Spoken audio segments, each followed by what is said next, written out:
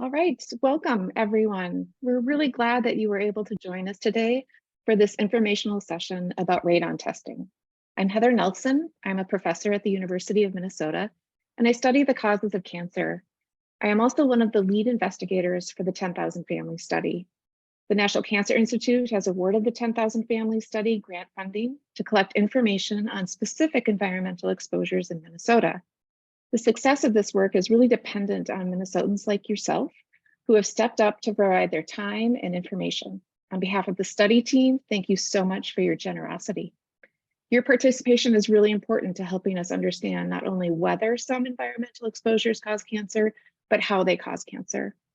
An important part of this study is returning information back to study participants, and that's why we are here today. Our objective is to discuss radon, which is one of the exposures we are focused on in the study. Those of you in the audience are likely at different places in the study participation pipeline. Some of you perhaps have not yet received a radon kit, but others have already received a radon result. Today, we will have an educational presentation for about 20 minutes. Following the presentation, we will have a Q&A session. Please feel free to ask questions in the chat during the presentation or save your questions for the Q&A session. Your questions can be specific to your radon result, or they can be more general. In addition, if you have questions about the 10,000 Family Study, you may ask them here or send us an email. We will be recording just the first part of today's event so that it might be shared on the study website for those unable to attend. We will not be sharing the Q&A session, so please feel free to ask your questions freely. Now I would like to introduce our radon expert for today's session. Marc Katz comes to us from the Indoor Air Unit at the Minnesota Department of Health. He is responsible for planning radon outreach and education activities and has enthusiastically agreed to join us today. Marc is from New Jersey and received his Master's of Public Health in Epidemiology and Health Education from Rutgers. Prior to that, he received his undergraduate degree in environmental science. Before joining the health department here in Minnesota, Marc was the Cancer Coalition Coordinator for the Hunterdon County Health Department in New Jersey. He was also an evaluation coordinator at the University of Minnesota. We're really grateful that he is here today to share this wealth of expertise and answer your specific questions about radon. He tells us one of his outside of work interests is searching for the best New York style pizza in Minnesota. So if you have recommendations, you can share those too. And with that, I will turn things over to Marc. Hello, I didn't realize I gave such a long introduction. Next time I do this, it'll be shorter, so apologies. Indeed, I am a pizza lover, and I have not found a good slice here that represents the New Jersey, New York slice, so let us know if you find one that I need to try out. So my name again is Marc Katz. I work at the Minnesota Department of Health in the Indoor Air Unit. The 10,000 Family Study at the University of Minnesota asked me to talk today about the results you might have received with the radon test, as well as radon tests that maybe you haven't thought of putting up yet, and let you know how to work the radon test and what the results might mean.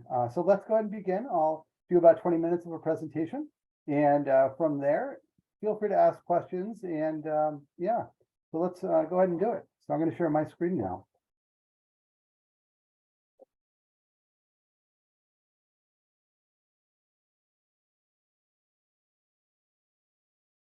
All right, I hope everyone can see my screen.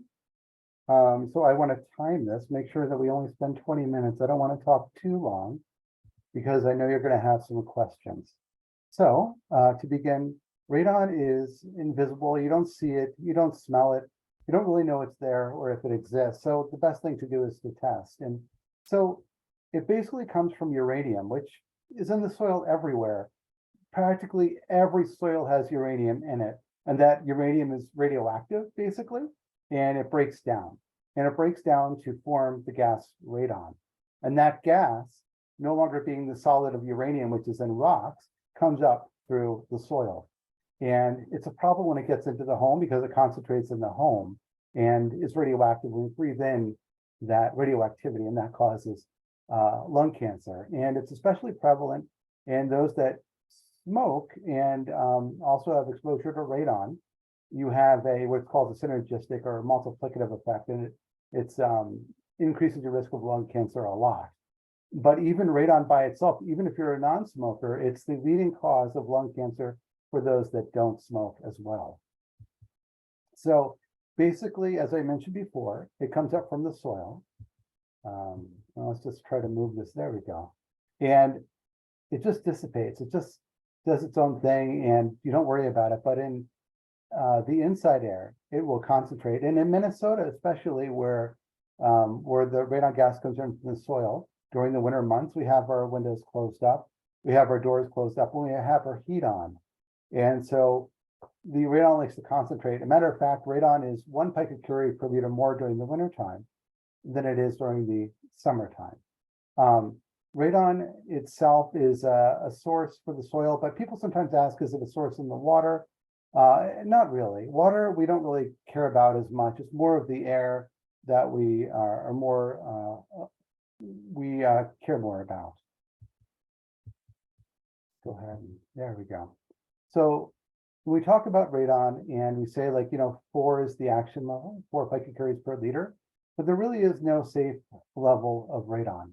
The World Health Organization about 15, 20 years ago, based on a lot of evidence and a lot of studies that were done, actually recommended 2.7 picocuries per liter, which is more of a health-based standard.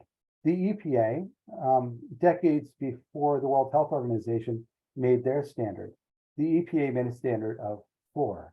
And that was kind of more of a standard based on what mitigators can get the radon level down to at the time.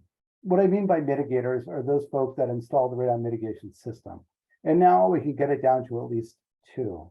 So while the mark hasn't moved down from 4, we say that between 2 and 4, you might want to consider a radon mitigation system. So it's not as black and white as maybe we had presented. It's not just 4 and above, but sometimes it could be 3 to 4 as well. So as I mentioned, radon is the second leading cause of lung cancer in the United States. It's estimated that the EPA did a lot of risk assessments, and they estimate that about 21,000 deaths annually occur because of radon-induced lung cancer. A matter of fact, when they put it just to the state of Minnesota, 600 deaths annually occur from radon-induced lung cancer. So it's a significant amount. It's something that we're aware of. And in Minnesota, we have radon much higher than the rest of the United States. The US averages about 1.3 picocuries per liter. Here in Minnesota, we average about 4.2 picocuries per liter, or about 3 times more. As I mentioned before, the risk of basically dying from lung cancer increases when you're a smoker or were a past smoker and you have high radon levels, 4 or above. But even if you're a never smoker and you have exposed to radon 4 or more for 24 hours a day, your risk of dying from lung cancer is about 7 or 6.7 out of 1,000. So it's still quite high. It's higher than you might think. And every home is different. Every home acts differently. So you want to test every home, even if your neighbor's low. It doesn't mean that your home is going to be low. And there's a number of reasons for that that I'll go ahead and talk about. So again, the average in Minnesota is 4.2. The US average is 1.3. We say to consider taking action at 2, but the action level is 4.0. So for instance, if you do a real estate transaction and you're selling your home and the buyer might ask what the radon level is, generally just for real estate transactions itself. If it's 4 or more, you might negotiate, but it's a negotiation. If you pay for the radon mitigation or not, or who would pay for it, the buyer or the seller. It's all negotiated, but 4 is usually that magic level. That's what they use. But as a homeowner, if it's not part of a real estate transaction, for instance, if your levels were 3.5 and you were just doing laundry down the basement and you tested down there, it may not be a big deal. But if you're down there watching TV and you have a family room down there, it's 3.5, I would probably mitigate. Myself, I have a rowing machine in the basement and I tested and my level was a 3.0. So now we decided to do a long-term test. So I'm going to see what that's like. If it's around 3.5 or more, I'd probably mitigate because I'm down there an hour a day doing rowing. So it just depends. There is no magic 4.0 level. And you might ask, or at least I'll tell you, even if you don't ask because I cannot hear you, air pressure is what drives radon into the home. And you remember before when I talked about radon levels being higher during the wintertime? part of that is that the home is heated up during the winter time with the furnace.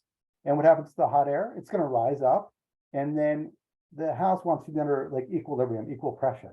So you're losing air, and it's going out the top of the home. So what's going to happen is it needs air from somewhere. Some is going to come from the doors and the windows, but other parts are going to come from the soil. That soil has radon gas in it.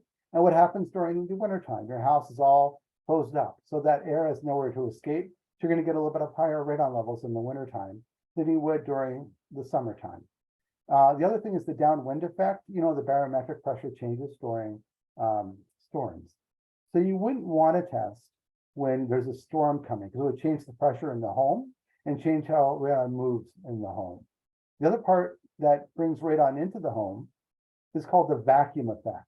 Basically a fan, like let's say I have a bathroom fan on, and I took a shower, I had the bathroom fan on, it's going to be on for half an hour. Well, what's happening? That air is going out the house. So then again, air has to come in from somewhere when that fan's taking it out, whether it's from the stove or from the bathroom. You get that fan, and you need more air from somewhere. Some of that is taken from the soil gas again, which has the radon in it. So there's a lot of common pathways for radon to enter in the home, but all said and done, radon is a gas, so it's going to get in, but it's going to get in easier through cracks and crevices in the concrete, sump baskets, which is an open pathway to the soil, as well as crawl spaces, and floor joints or wall joints, which is basically the space between the wall and the basement floor. Those are the main avenues that basically radon will enter in the home. So if you ever did have high radon and you hired a mitigator, they would seal up all those areas to get more pressure for that radon PVC pipe, the mitigation system, to suck that radon out, provide more pressure so it can get that radon out that way. So we collect data. We collect a lot of radon data. We've collected data for the last 20 plus years. We have a lot of results. Matter of fact, over 225,000 results. And you can look this up yourself, matter of fact. You can just go on our website, mn.gov/radon. And there is a site at the bottom that says radon data. Click on it, and you'll get this map. And, you know, I kind of created another map to make it a little bit nicer, and I'll show that to you in a second. But just the radon levels are 4.2 average, and 40.3% of the homes, or 2 out of 5 homes, have high radon levels. So it's quite a lot. If we go to the next one, this is a little bit, I kind of created this, I like it a little bit better. The dark blue is the highest amount of radon. By highest, I mean it's the highest proportion of homes that have radon of 4 picocuries per liter or more. 65 to 80%, then 51 to 64, and you can see it moving up. And part of the reason that radon is lower in the north and higher in the southern part of Minnesota is there's something called the Des Moines Till, which has more uranium deposits in the soil, and that is providing more radon in the southern part of Minnesota. Matter of fact, Iowa actually has a huge amount of radon in Iowa and southern Minnesota as well, and Pennsylvania. Those are the big states. But you'll notice that the left corner of Minnesota, sometimes 8 out of 10 homes there have high radon in some of those counties. If we look at the action level again of 4, 2 out of 5 Minnesota homes have an action level of 4, which is quite high, which is why the 10,000 family study, recommends radon testing to everyone. It's something people don't think of, but it's something that's pretty important, especially here in Minnesota. If you were curious, really, the top 3 counties that have the highest percentage of homes that have high radon, 4 picocuries per liter or more being high, Murray County is number 1 with 80% of the homes, Rock County 79%, and Renville 74. There's that area that was in the southwest corner of Minnesota that you saw before. So those are the counties that have the highest, but it doesn't mean that if you're not in those counties you don't have high radon. As we said before, 2 out of 5 homes have high radon, so you never know. So it's good to test. The way to test is 2 different ways you can do it: a short-term test or a long-term test. We always say to start with a short-term test because you don't want to just start with the long-term, which is a couple of months to a year, because if your radon levels are 20 or 30, you don't want to wait to put that mitigation system in that long. So you would start with the short-term test, and then you decide if you want to do a short or a long-term for the second test. We always say to test twice because radon mitigation system is pretty expensive. We want to make sure that you can average the 2 to get a better idea of what those radon levels are. The short-term test is generally a charcoal test kit when you're just testing it at home, and that's what you receive. It's an air check radon test kit with a charcoal filter. And then you just bring it into the lab and they analyze it. They don't take too long, usually a week, and then they'll email you back. So look in your email. Sometimes it gets stuck in your junk mail. I've had mine stuck in my junk mail. So you want to look in there and you can always call them. Just Google air check and just call that number if, for instance, you didn't get a result. But make sure you know your serial number, which is right here, this serial number right here. Make sure you know that and write that down or take a photograph of it. And that way you could reference that when you get your results back. The other thing that it shows here is what's called a continuous radon monitor. And that's an electronic monitor that's used like in a real estate transaction. Wouldn't be something that you normally do for just a home test. You could hire someone who's a licensed measurement provider. You could hire a licensed measurement provider. But in general, you should just do it yourself. It's cheaper and easier, and the results will be pretty accurate. The second type of test is what's called an alpha track test. And this is very basic, short and long-term. This is the long-term test. And the reason we call it alpha tracks really is because radon gives off the radioactive particle alpha particles. And that's what causes the damage to the lungs. When we breathe the alpha particles in on dust or other parts into our airways, and it actually causes damage to the lung tissue. And the same with the alpha track test, actually. It's a piece of plastic, and the alpha particle creates dents in that plastic. And then the lab counts those number of dents divided by the amount of days you have it up, and they get an idea of what the radon reading is. So you can kind of get an idea that radon might cause damage just based on what it does to this plastic that's there. So the device is placed 90 to 365 days or a year. And that is to account for seasonal averages. As I said before, summer it's lower, winter it's usually higher. So this kind of puts those seasonal averages and just kind of averages it all out. So you would put it up during the winter time, you could put it up during the summer and the spring and the fall, and you get a reading of what you're being exposed to for the full year. So a little bit about where you should place the test, and this looks a little complicated, but it's not. Really, all you have to know is that keep it up at breathing level where your mouth is. That's a good place, and put it like toward the center of the room. As I mentioned, air pressure affects radon, and whether you know it or not, there is a lot of air pressure during the sides of the walls that are connected to the outside air or the exterior walls of the home. So we just want to move it in a little bit. We don't want to put it in the kitchen because the charcoal filter will absorb that water from the kitchen, from the sink, and from showers. So you don't want to put it in the bathroom or anything like that. A living room, family room, those are great areas. Bedroom. So we'll talk a little bit about the results now. So how do you interpret the results? So basically the result of the first test tells you if you should do a short or a long-term test. So 0.9, you're good. Retest every 2 to 5 years with the short term. 2 to 7.9, you know, you probably want to just do a long-term test after that. So the first test, 2 to 7.9, get a long-term test. You can get it on our website, mn.gov/radon. But if you were like, you know, I know a daycare provider that had a reading of 4.0. Their basement had kids in it. So they're like, I'm not going to go ahead and do a long-term test. My second test is going to be a short-term test. So they did a short-term and it was 4.5. So they're going to mitigate. But it's, you know, these are just guidelines. These aren't things that you have to follow. And so the second test, basically, it tells you if you should mitigate or not. So as I said, do 2 tests before you decide, because mitigation can be expensive. You know, prices have gone up about 30% because of COVID and because of the war that has been going on. And so 30–40% increase, it's quite a bit. And the industry now is charging around maybe $1,800 as an average. So it can get a little pricey, understandably, but it's, you know, worth it if the radon levels are high, and we don't want to risk that for getting lung cancer. So the second test, if the result is 0 to 1.9, and this is the result of the second test, and you average them, and so you just retest every 2 to 5 years. So the results of I should say the results of the second, the average, it's really the results. I should have said this a little bit differently. It's really the result of the average of the first and second test. So the average is 2 to 3.9. You can consider a radon mitigation system. Again, as I said before, it just depends. If it's like 3.2 and you're just down there doing laundry, don't worry about it. Retest every 2 to 5 years probably.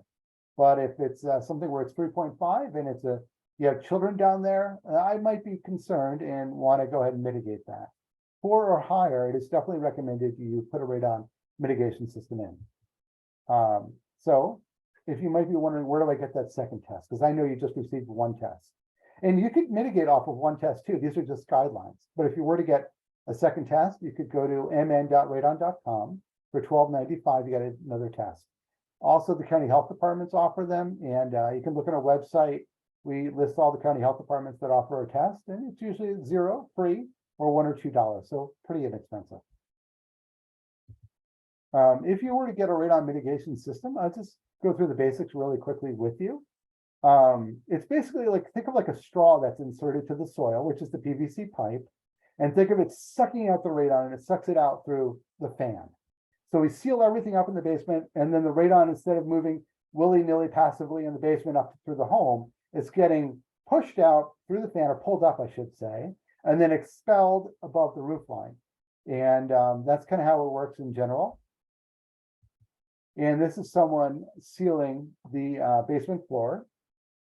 And this is where the radon fan is. It's in an on-conditioned space, a space where if there was a leak, usually is not, the radon wouldn't go into the home. So it could be outside, it could be in the attic, or in the garage as well. And I should say, if I back up, the radon pipe could be inside the house. It could also be outside the house. So there's both ways you can do it.